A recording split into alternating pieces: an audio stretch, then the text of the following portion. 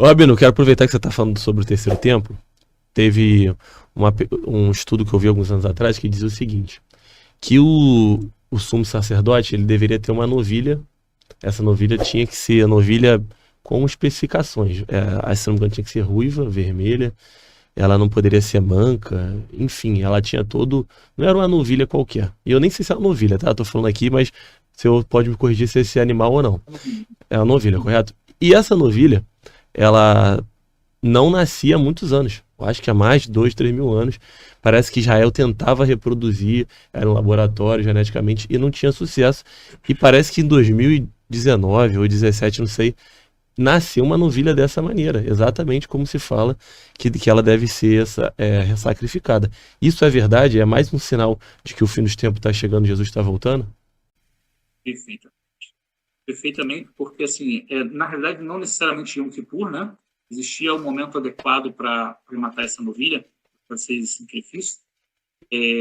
Porque o que acontece? A lei de Hashem, de Deus, é para que você possa eliminar a impureza da morte, a gente chama em hebraico tumá, matmet, né? Impureza da morte. E qualquer pessoa que vai no velório, que no morto, ele se impurifica com a morte. E essa impureza impossibilitava a pessoa de subir ao templo.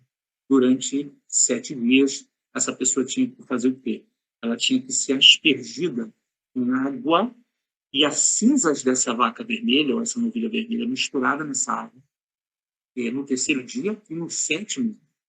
Somente assim essa pessoa estaria permitida novamente voltar ao santuário. Ou seja, somente assim ela estaria pura, livre dessa impureza da morte. O que acontece? Para a inauguração de tudo que existia no templo, precisava essa purificação.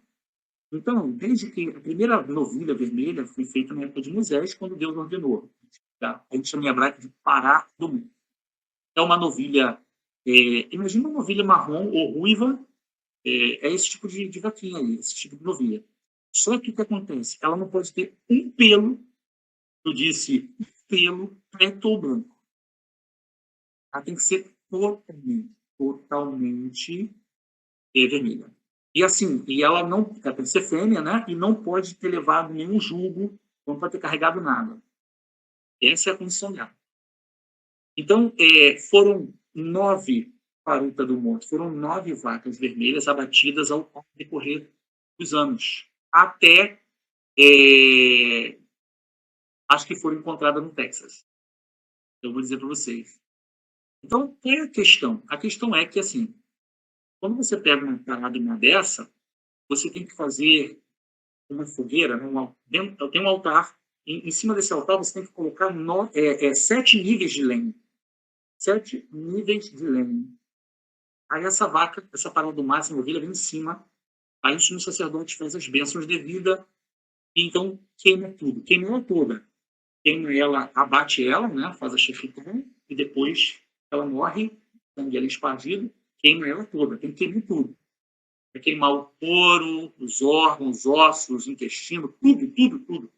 Inclusive a lenha. Né? Quando se transforma tudo isso em cinzas, todas essas cinzas elas são armazenadas em vasos, e é justamente essa cinza que vai ser utilizada, purifica alguém, misturada na água, e é feita a aspersão sobre a pessoa, okay? Sobre os utensílios. E tudo isso acontecia, ou seja, era muita cinza, então isso ficava armazenado anos, anos. Quando ia terminando, aí busca outra parada no mar, água. Sacrifica, aí o restinho daquela terminou, começa o outro que já está armazenado. Então, sempre se sacrificava uma ou duas, dependendo da situação que já estava vivendo, de guerra ou não, de cativeiro, etc. Mas sempre assim, quando estava terminando, as cinzas de uma, aí fazia outra. E no decorrer da história, desde Moisés, passando por o tempo de Yeshua, até o século 3, ainda existia as cinzas da nona parada humana, que foram os rabinos galileus, né, pelos amoraim, eles ainda se purificaram com essas cinzas. Ou seja, 300 anos depois ainda de Yeshua, né? Não 300. E aí acabou. Então foram 9 para o mundo. Então o que acontece? Depois disso, piscava, se olhava, mas sempre ela tinha um problema, sempre tinha um pelo, nunca era toda vermelha.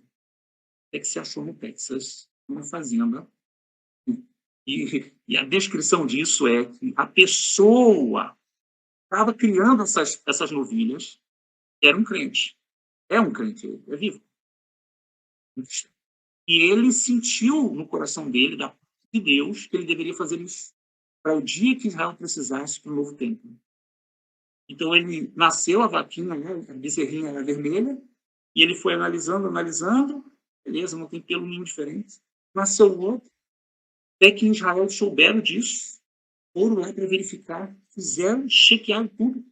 Realmente, são 5 paróquias que há, que estão prontas para, se precisar agora, abater. Existe uma delas que é específica, que inclusive botaram um nome nela, que é Nehama. Nehama em hebraico quer dizer consolação.Essazinha, que tem um pelo mais vermelhinho, ela está pronta para ser abatida.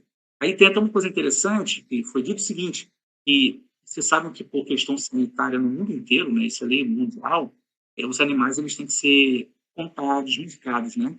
E a maioria deles coloca aquele, tipo um brinquinho, né, de metal, de plástico, na orelha, para dizer assim, ó, isso aqui já foi verificado, está sanitariamente ok. Só que isso invalida pela Torá aquele animal de estar nessas características. Aí o que foi dito? Que na época da pandemia, a pessoa que ia lá fazer isso ficou doente. E não foi. Todos os rabinos chegaram lá e viram, estava sem buraco, sem nada. Ou seja, perfeita do jeito que tinha que ser. Então, rapidamente, eles foram atrás do processo para poder levar para Israel. Um outro problema que eles encontraram também foi que Israel tem uma lei que você não pode trazer animais de fora, os animais que são abatidos em Israel têm que ser nascidos em Israel. Aí eles conseguiram uma brecha na lei, que é a questão de pet. Se elas forem trazidas como pet, então elas podem ser trazidas, foram levadas para Israel, estão em Israel hoje, no norte de Israel. Acho que é Shiló, em Shiló, na cidade de Shiló. E bem, assim, e ela justamente é uma das exigências para que o templo seja erguido, porque ela vai precisar ser sacrificada para que a mistura das cinzas dela com a água purifique tudo e inaugure tudo, você entendeu? Então, assim, tudo encaixado.